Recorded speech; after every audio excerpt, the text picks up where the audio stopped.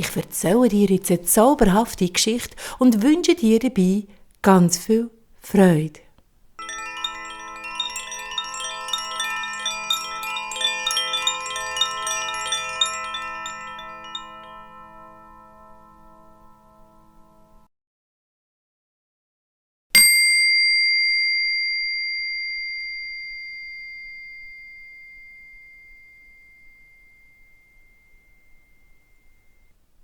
Hast du dich auch schon gefragt, woher all die Märchen, ja die uralten, zauberhaften Geschichten stammen?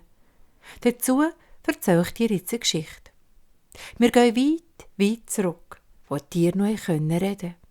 Dort hat in einem tiefen Wald bei einer grossen, alten Eiche eine Eule gelebt.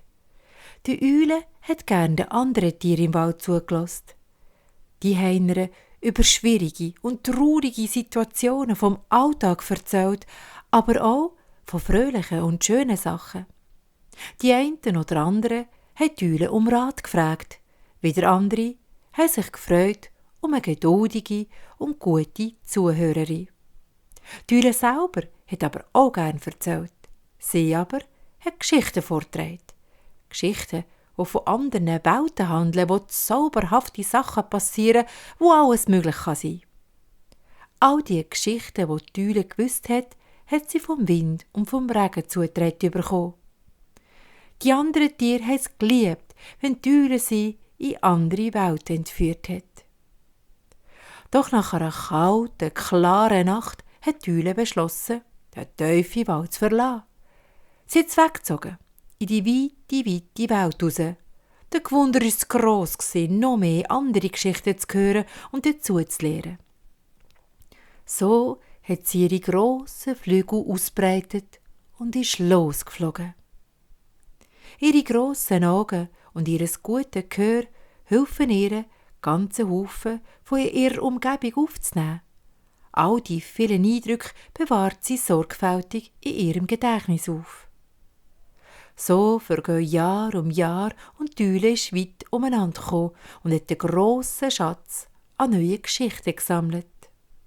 Sie bekommt Heimweh nach ihrem Wald, ihrer Eiche und natürlich nach ihren Freunden. So beschließt sie, wieder heimzufliegen.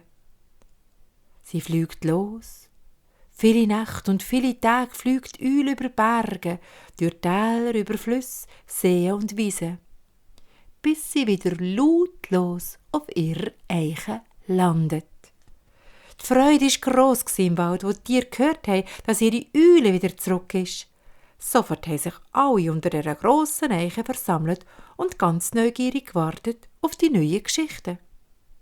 Die Eule hat so spannende, lustige und zauberhafte neue Geschichten erzählt, dass die Tiere lang nicht schlafen wollten, weil sie immer mehr und mehr hören wollten.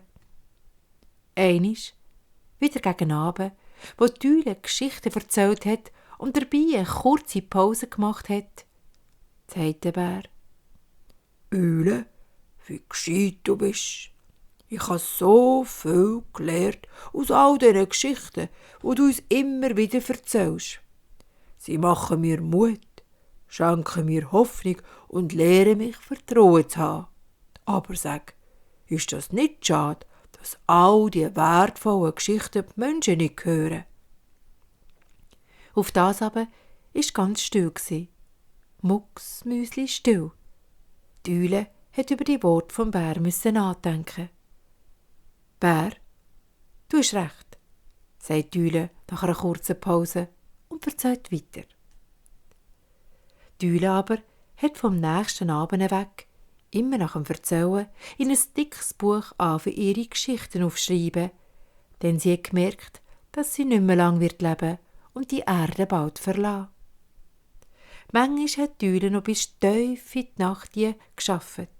Ja, es waren viele Geschichten, die die Eule in ihrem Gedächtnis hatte. Wo die Eule die letzte Geschichte sorgfältig in das dicke Buch hineingeschrieben hat, hat sie die Augen für immer geschlossen. Das Buch ist am Boden runtergefallen, bei dieser alten, grossen Eiche. Und irgendwann ist gefunden worden.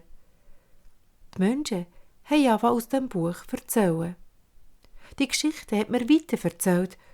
Und so haben sich all die vielen Geschichten durchs Erzählen unter uns Menschen verbreitet.